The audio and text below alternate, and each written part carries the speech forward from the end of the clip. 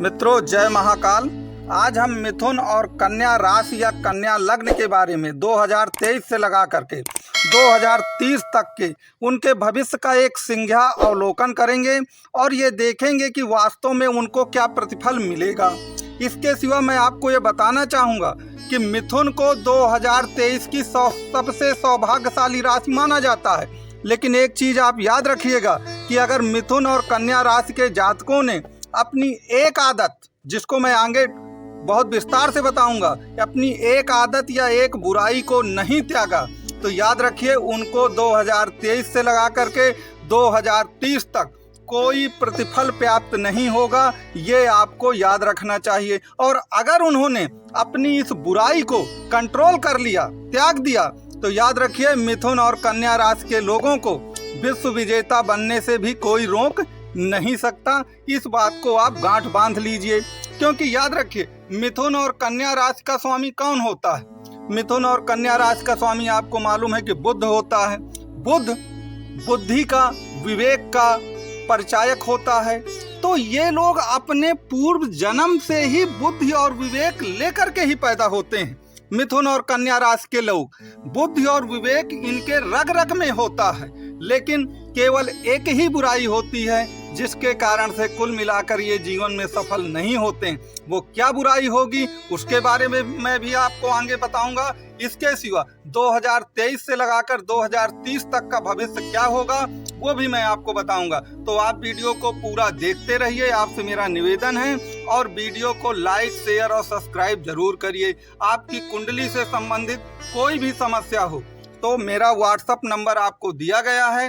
उस WhatsApp number पे आप कॉल भी कर सकते हैं, अपना मैसेज भी कर सकते हैं। अब कुंडली मिलान से संबंधित या रत्न से संबंधित कोई भी समस्या हो आपको, तो आप निश्चित तौर पे कांटेक्ट कर सकते हैं। तो बिना किसी देरी लगाए हुए चलिए हम अपने वीडियो को अब शुरू करते हैं।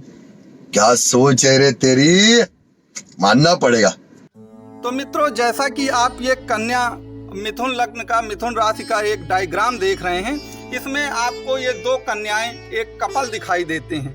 देखिए, मिथुन शब्द की उत्पत्ति ही मैथुन शब्द से हुई है, जो कि अपोजिट सेक्स को ही दर्शाता है। और आपको मालूम है कि मिथुन राशि में शुक्र एक योगकारी ग्रह होता है। तो अगर आपका शुक्र गड़बड़ हो गया तो याद रखिए मिथुन राशि वायु तत्व राशि है और बहुत ही चिंतनशील राशि होती है।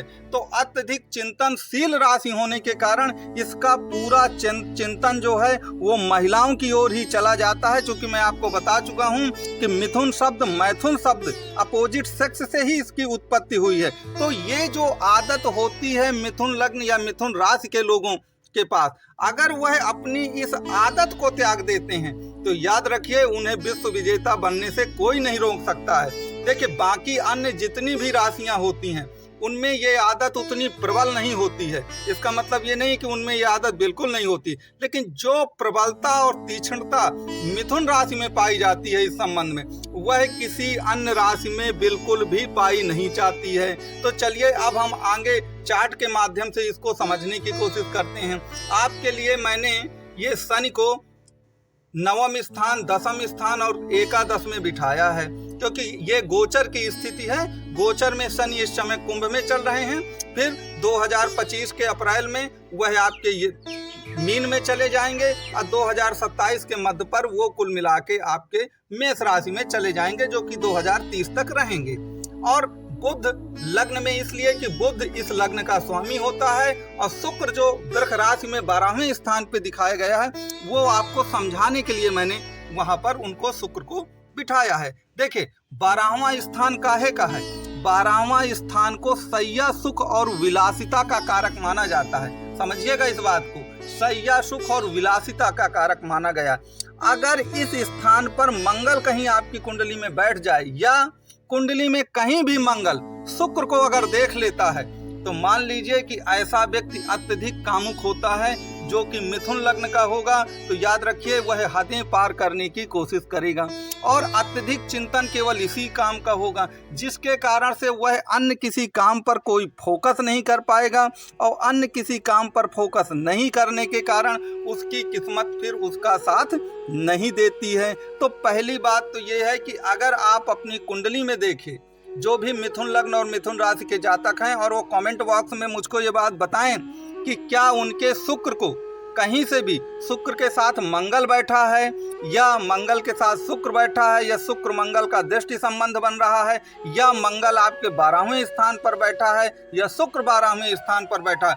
अगर ऐसी स्थिति है तो आप मान लीजिए कि कुल मिलाकर के आप अत्यधिक चिंतन कामुकता का अगर करेंगे तो जो स्थितियां आपके गोचर में इतनी अच्छी बनी हुई हैं कि किस्मत का स्वामी शनि जो है आपकी किस्मत पर बैठा हुआ है, और याद रखिए 3 नवंबर के बाद जब वो बकरी से मार्गी हो जाएगा तो आपके जीवन को खुशियों से भर देगा। लेकिन आपको अपनी ये आदत किसी भी कीमत पर त्यागनी पड़ेगी। और 2025 में जब शनि आपका मीन राशि में जाएगा तो दशम का शनि अति उत्तम माना जाता है। याद रखिए आपके करियर और प्रोफेशन में वो 4 चांद लगा देगा, इसमें कोई एक प्रकार से वो नहीं होनी चाहिए आपको संदेह, निश्चित तौर पर। और जब ये 2027 के मध्य में आपका मेष राशि में जाएगा एकादश भाव में, तो आपको मालूम है कि जो भी पापक ग्रह होते हैं वो 3, 6, 11 स्थानों में बहुत गजब का फल देते हैं। तो 2030 तक आपका जीवन बल्ले बल्ले है, लेकिन आपको अपनी ये आदत किसी भी कीमत पर सुधारनी ही होगी, जो अति कामुकता की आदत है। अगर आपने अति कामुकता की आदत नहीं सुधारी तो मामला गड़बड़ हो जाएगा। चलिए अब हम कुछ कन्या राशि पर विचार करते हैं। देखिए कन्या राशि के लिए मैं एक चीज बता दूं कि अति कामुकता जैसी कोई चीज इनके पास उतनी नहीं होती जितना कुल मिलाकर मिथुन राशि के पास होती है। लेकिन बाकी अन्य सभी जो विशेषताएं हैं मिथुन राशि की वो सभी इसमें पाई जाती हैं। ये लोग भी अत्यधिक चिंतन करते हैं। माना कि मिथुन राशि वायु तत्व है तो उसमें ज़्यादा चिंतन होता है, ये पृथ्वी तत्व राशि है उतना चिंतन नहीं होता है, लेकिन फिर भी ये चिंतन करते हैं। द्विस्वभाव राशि होती है, अत्यधिक इमोशनल होते हैं मिथुन राशि की तरह। तो ज़्यादातर विशेषताएं उसी तरह की होती हैं।